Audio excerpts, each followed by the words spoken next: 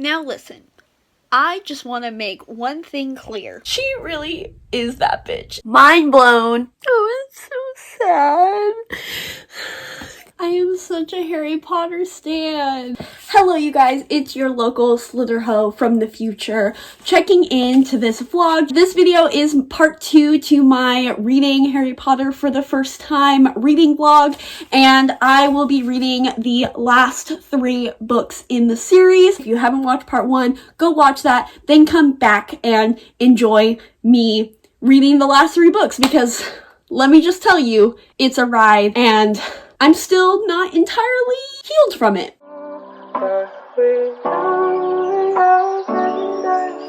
Hi, did you miss me and my crazy hair? She's back and better than ever. I am reading Order of the Phoenix. I knew that Harry was gonna be real broody in this one, but I didn't know. I really didn't, and I live for it. I probably would be just as angry if I was the chosen one and nobody was telling me what was happening. Umbridge really is as bad as everybody makes her out to be. I really loved all of the stuff at Sirius's house, and I loved getting more of the family tree of Sirius and like the Black family.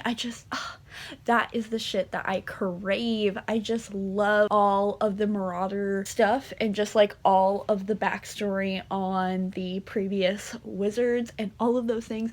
I am just so excited to get even more of that. Sirius, he's kind of making me a little irritated though, because although I understand Harry's attitude in this book, Sirius, he is a grown-ass man and he has been in Azkaban for like years. I understand that he's lonely. I get it. But to take his anger out on Harry when Harry can't just hang out with him, especially when he is under threat of being captured again by the Ministry, and like there's the whole thing with the Order, like they need to be secretive. Sirius is just acting like a spoiled brat, and he's literally an adult, so you would think that he would be able to understand and just work through his pain in the inside. We do not have time to have a 2-hour therapy session with Sirius Black. We don't have time for that. Voldy is here and he is coming to power. You need to just cry in the corner like the rest of us and pick up your bootstraps and just go about your day and clean your house. Like, that's what we need from you, Sirius, and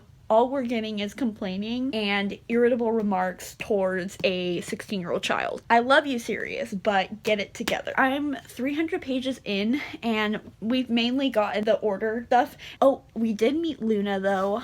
Love Luna. Love her so much. So excited to get more of her. She is an icon. She really is. Those are my thoughts so far. Will I ever look cute in the process of filming these vlogs? Probably not. So this is just the real me, and this is what you guys are getting. I gotta be honest, I was expecting a lot more from Voldemort's character. I understand his ambition. I understand why he is the way that he is and the lengths he goes to accomplish his goals. But I just wish we got more of him. I think he has an interesting backstory, but I don't think it's enough. He is such a foreboding villain, and there's no questioning his impact on the reader. Maybe it gets a little better, but I just wish it was a little more, because the relationship between Harry and Voldemort is just such a crucial part of the story, and I think it just could have been even better if we got Voldemort's personality.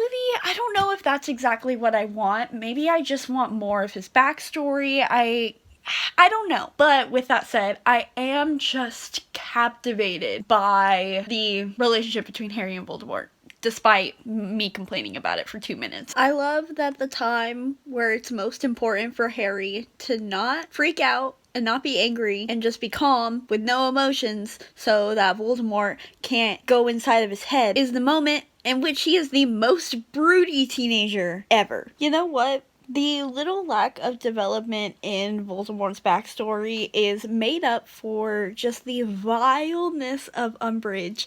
I knew this woman was terrible, and she was a child abuser, and she was the worst person, but oh my god, J.K. Rowling truly created the worst and most terrible human being on the planet. This woman just creates so much hatred inside of me. Now listen, I just want to make one thing clear. I am not a Snape sympathizer in the slightest. He is a complete douche and will not be redeemed in my eyes. But James Potter is a dick. And I don't think those two statements contradict each other. I should have known Umbridge was the one who sent the Dementors after Harry.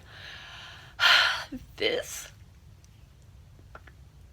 little bitch. Okay, listen. This might be just first time Harry Potter experience biases. I am just so pro Harry. I just love him so much, and I know that like that's the point because he's our main character, he's our chosen one, like you're supposed to love him. And if I go on to rereading the series in the future, I'm sure I'll be able to formulate more critical opinions of him. But I am just so sad that he gets so much shit in this community because he's not the smartest. He's definitely a procrastinator. He is very impulsive. Like, I can acknowledge all of the valid criticisms of Harry's character, but oh my god, this kid just goes through so much shit as just a small, tiny child. And I'm just blown away by his strength and his courage. I know that's just very dramatic, but I just feel for him and I really just want him to be happy. And I know that is not gonna happen. Would it even happen in the last chapter of Deathly Hallows? I guess we'll see. Fuck Bellatrix Lestrange. Thank you. We don't want her in this house. So I finished Order of the Phoenix. Wow, this took me a long time to read. I was expecting to be a lot more affected by Sirius's death. I was like a diehard Sirius Black fan before even reading the books. I don't know why, probably just because of my time on Tumblr. It built him up in my mind, and I like loved him in Prisoner of Azkaban. And maybe it was just because he was kind of a douche in this one. Like, he really was. He was just really selfish and acting like a teenager. I don't know. He's kind of a big bully. Him and James are just, they just were not it. And I'm just really sad that that's just my viewpoint of him now. I was expecting so much more from him in this book. I have little patience for grown-ass adults who act like children, and that's just what he was acting like the entire book. And his death, I didn't feel anything. I will admit that I was getting a little emotional when Harry found the mirror. I didn't feel it, so that was a little disappointing because I was expecting to cry. I almost skimmed his death scene. That's how uninspired I was. Another thing, and again, this might be my whole bias thing, this being the first time I've read this series, but I don't understand the hate towards Dumbledore either. All of the criticisms that I've heard about Dumbledore and the fact that he puts a child at risk, tell him anything and blah blah blah. I'm not saying that he doesn't do that, but I am saying that he isn't ignorant to his own behaviors either. Every single book, the last chapter has always been Dumbledore explaining why he did the things that he did, why he told Harry things, why he didn't tell Harry things, and maybe that's just me buying into his charisma and maybe he's blinding me. That could very much be possible. I just don't understand it because it's obvious that even Dumbledore recognizes that he does this, that's like a big flaw that he has. That being said, I think the miscommunication was at its worst here. I don't exactly understand the reason why he didn't tell Harry at least about the, what was it called, where the prophecy was held. If Harry would have just known the importance of it and the fact that Voldemort would have likely tried to trick him, I just don't understand why he couldn't have told him that. I kind of get the whole telling him the prophecy itself thing, like whatever, probably would have told the kid, especially after Goblet of Fire and that nonsense, but okay, whatever. But he could have at least told him that. They knew he was dreaming about that department of magical whatever it was, and they knew that the prophecy was in there. They knew that's what Voldemort was looking for this whole time. It's not exactly clear why the actual conflict in this book was even a thing, and for that, I don't know if this could be my favorite Harry Potter book, because now, like, the ending kind of ruined this book for me. That sucks because I really loved the angst in this. Another thing, this also might just be because we know Harry's the chosen one. You guys would have to let me know down below, like, if you read the series as it was published. You would have to tell me how plot twisty this book was, because they made it seem like Harry made it seem like, and Dumbledore made it seem like, the fact that Harry is the chosen one. I just don't understand why that was such a surprise and why that was something that needed to be hid for so long, because, like, didn't we know that? Didn't he know that?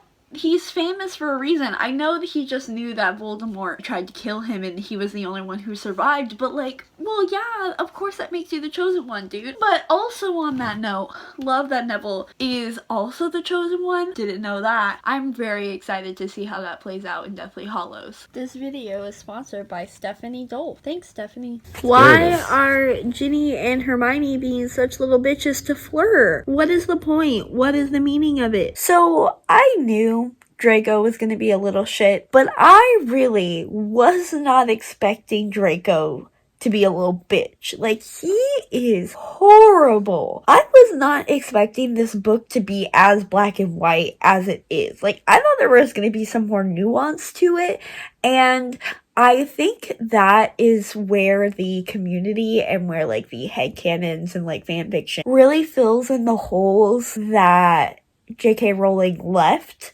and expanded upon this world and just made it so much better. Freaking Ron is so fucking funny. Hermione confiscated a fanged frisbee from one of the lower years. Ron just steals it from Hermione and he's like, excellent, I've always wanted one of those. He's such a good character. Like, I love the Weasleys so much. Every single one of them deserves rights. I freaking love McGonagall so much. Like, she has to be probably top 5 favorite character because she is just the best human being ever. She's so supportive. She loves these stupid ass kids so much. She's such a good wizard. Her and Neville are talking about his plans for future classes, and she says that transfiguration probably isn't the best for him because he only got an acceptable on his owls. And she was like, why are you so determined to continue taking it? And he's like, oh, it's what my grandmother wants. And Professor McGonagall says it's high time your grandmother learned to be proud of the grandson she's got rather than the one she thinks she ought to have. She really is that bitch. I am loving all of the private lessons with Dumbledore because you remember I was kind of criticizing how we don't really know a whole bunch about Voldemort. Like, we do know some things, but I wanted it to go even further, and this book is building on his backstory even more, and I'm loving it. I just find the makings of villains so intriguing. And I am just fascinated by the backstory of him and all of these things. And just like a couple quotes that I found were, one, Dumbledore says that there he showed his contempt for anything that tied him to other people, anything that made him ordinary, in reference to like his name and things like that.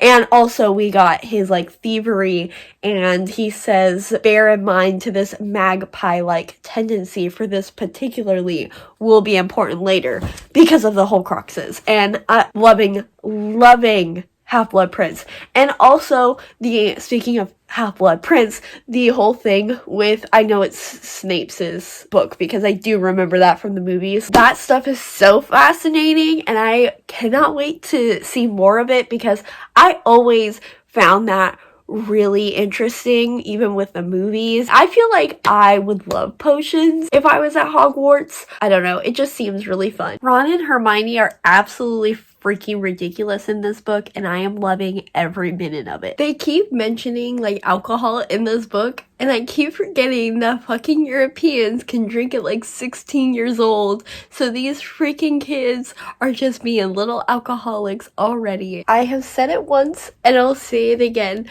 I understand the criticisms that Dumbledore faces from the community, and they are very valid, but I just love him so much. He's so sweet. So the Defense Against the Dark Arts position was cursed this whole time. Voldemort cursed the position, so only a professor could only last a year. Like, it was actually cursed. It wasn't just a running joke the entire time. Mind blown. Whew, that Horcruxes chapter, that hit different. The discussions about the prophecy and how it really isn't the prophecy, it's just the actions and like the behaviors of the people involved, of Voldemort and Harry, but like also it reinforces the prophecy, so like it's both true but also not really true and not really important, but all the more important. This book is so good. Harry just kissed Ginny in front of everybody. Oh my god! I knew that the cave scene with the Horcrux was going to be intense, because this is the one scene that I vividly remember from the movie. But oh my god, I am having chest palpitations, feeling the stress and the anxiety, and oh my goodness. Oh my god, I'm doing it! Oh my god, I'm crying! Oh man. Dumbledore. Oh, it's so sad. Because he meant so much to so many people, and now he's gone. I can't believe I'm crying. I lasted through his actual death. I lasted up until McGonagall asked Hagrid what they should do if they should close Hogwarts. And Hagrid said that the school has been his home since he was 13, and if there were people that were willing to take care of these kids, then it should be open, because that's what Dumbledore would have wanted. I love Dumbledore. I can't believe I'm crying so much. I'm straight up not having a great time.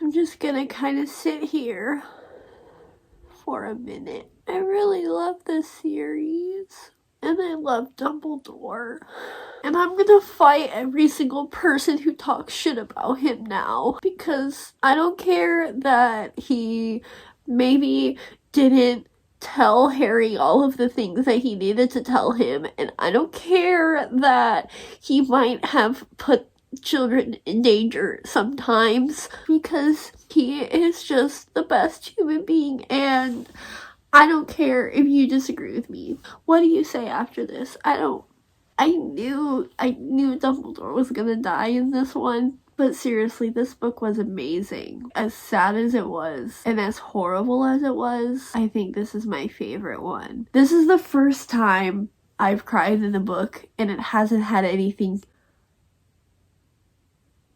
I was just about to say that this is the first time I've read something, or I've cried while reading, that hasn't had to do with the gays. But according to J.K. Rowling's whack-ass headcanons, Dumbledore is gay. Well, this just proves yet again that the gays do it to me. And they make me emotional more than anybody else could ever do that. I really, really love this series.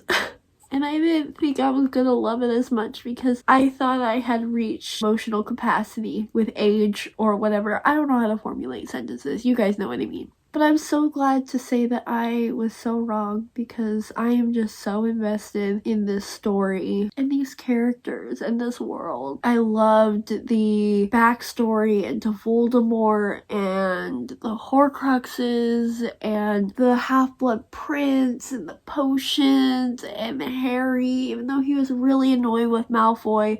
But all of his suspicions ended up being correct and legitimate. And I loved the drama with Hermione and Ron. Although I think the romance between Ginny and Harry kind of came out of the blue and didn't really have a ton of build-up. Seeing Harry be so happy, and there was a point he was so happy that people were gossiping about him, about something that actually made him happy and not something that was involving his deaths. I just want all of these characters to be happy. Man, Harry just, he has just gone through so much. And everybody who he loves has died. I just want to hug him. Anyways, speaking of wrecking my world, I'm not ready. Can I just end the video here?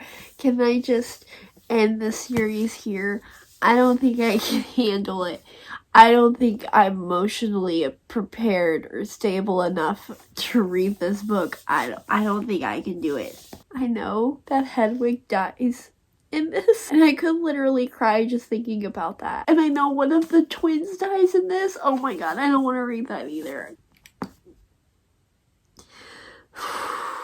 This is gonna wreck me. Okay, so I am in the middle of the Polyjuice chapter, and holy shit, it's just so good. The interactions and all of the gang just willing to sacrifice themselves for Harry, and just Harry being resistant to it, and just like the whole plan, just the plan in and of itself to get Harry out of Privet Drive and to a safe location. Like, it's just brilliant. Deathly Hallows is the last movie I watched, obviously, because it's the most recent movie, and so it's the one that I remember, can't even say remember the most of, because there's still plenty of things that I'm gonna read and I'm gonna be like, oh yeah, that happened, but I do remember that scene, and I have been looking forward to reading that scene, because, I don't know, it just is brilliant to me. Maybe I'm giving J.K. Rowling too much credit, but that to me is just,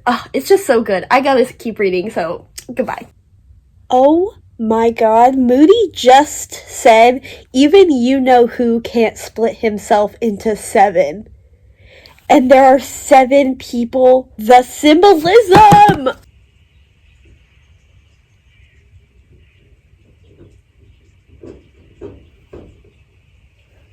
Hedwig died in the 4th chapter!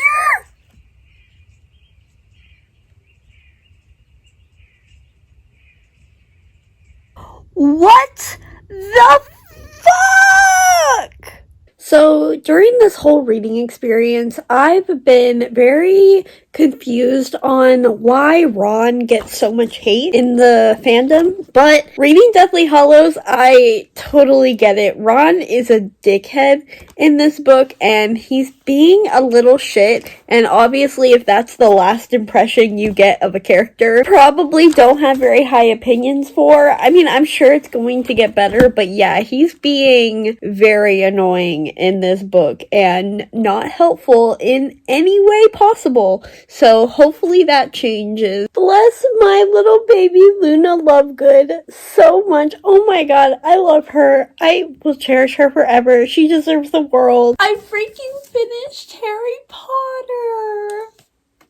I don't even know what to say. I cannot believe I finally read Harry Potter and I fell completely and utterly in love with. I am such a Harry Potter stan. So Deathly Hallows, best book in the series, hands down. There's like no competition. I feel like I kept saying that as the series was going on, like, oh, this is my favorite, this is my favorite. But Deathly Hallows, I cannot believe the stakes in this book. I have never read a concluding book that goes as hard as Deathly Hallows went. Still so mad that Hedwig died in the 4th chapter. I truly was not prepared for that. I feel like Ron was done super dirty in this. I tried not to have it influence my opinion much, but I really don't know if Ron is a favorite. I think he just has a whole lot of microaggressions throughout this entire story, and I was getting real sick of it. Like, by the time they were getting the sword and going to Gringotts and all of that stuff, and all of the just racial microaggressions that Ron has towards non-wizards just put me off so many ways. And throughout the entire story, he's degrading towards house elves. He just keeps talking shit about the goblins, and I know that it's not black and white, the relationship between wizards and goblins, but shit, that boy takes every opportunity to shit on non-wizards, and I don't like that. His image really just got tainted in this book. I don't hate him, but he's C tier for me right now. Another person who was done dirty in this was Dumbledore. I don't like how Dumbledore's narrative was played in this book. I love that we got his backstory, but y'all saw how heartbroken I was with Half-Blood Prince, and the fact that we had to go through that trauma, and then for this book, Dumbledore is just shit on for the entire book and he's dead. That rubbed me the wrong way, because as we know, I'm a Dumbledore apologist. I understand his faults. I do. I see that he's not perfect. He's definitely not. He should have told Harry shit, you know? That's bottom line. Not arguing with that. But it just is kind of gross that the entire book was just shitting on Dumbledore's image and Harry second guessing his image of Dumbledore, which I think was important and should have been done. But did J.K. Rowling have to go that hard after the trauma that she gave us in Half-Blood Prince? That was a little unnecessary. Draco deserved a redemption. We been knew this. That's common knowledge. I mean, I know he's shitty and he's a terrible human being, and I understand that, but he deserved a redemption arc. And especially in this middle grade series, I hate that the heroes had complex qualities to them, like Sirius and James and Dumbledore. All of the good guys had complex qualities to them, and they did bad things and good things, and they were complex in that way. But all of the bad guys were only bad. I can't think of an antagonist that had good qualities to them in addition to their bad qualities. So I really think that is the weakest point of the series. Lupin and Tonks were done dirty as well. Do I think they needed to die? No, just because of how quickly their deaths were pushed aside. Fred, that was sad. I mean, I knew that was coming from the very, very beginning. I remember that he died because that was a big hit to the fandom. So it didn't really do much for me. Loved that they provided the comic relief in this book, and I really appreciated them for that, and I really loved them for that, and I loved them throughout this whole series. So it's not to say that I didn't love them, it just, I was anticipating it the entire series basically, so I was able to build up immunity. I just really loved the lore in this. Like, the tale of the three brothers was so good. This plot was so well done. It was just the best conclusion I could ever hope for. And it made me mad that Cursed Child sucks so bad, because Rosie and Scorpius, OTP. Yes, make it happen. I can't believe we're here. I can't believe we're done. This was a long time. I've been reading these books for like 4 months, 5 months. I don't even know. But we're here. We're in the new year. Happy 2020, everybody. This is my first read of 2020, and I think that is very fitting. Thank you guys so much for watching and coming with me on this journey. This series is like the embodiment of childhood dreams and whimsy, and I get it. I do. And all of these characters are so alive and it seems so real. And I can safely say that reading it at 20 years old means exactly the same as if I would have read it at 10 years old. I think with that is going to be it for this video. There will be much more Harry Potter content coming out in the future. I want to do tier ranking videos. I want to react to your guys' opinions on Harry Potter. So if you guys want to get a head start, go sound off in the comments. Can be unpopular, can be popular, doesn't matter. I want to see what the community thinks of these books. And that's gonna do it. Hope you guys enjoyed this video, and I hope you have a wonderful rest of your day. Bye!